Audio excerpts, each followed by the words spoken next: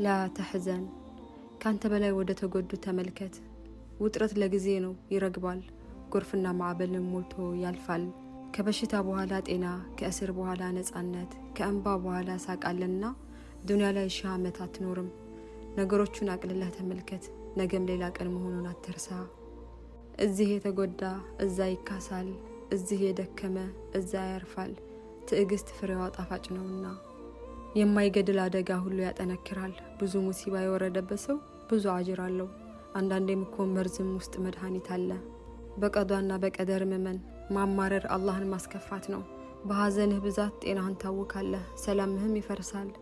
ጉዳት የመሰለህ ጥቅም መጥፎ የመሰለህ ጥሩ ሊሆን ይችላል ሁሉም ነገር ለበጎ ነው አላህ ባሪያውን ይበድላል ብለህ ታስባለህ ላ والله አላህ እናት ለልጇ ከምታዝነው በላይ ሩሩህና አዛኝ ነው አብሽሩ لا تحزنوا ان الله معنا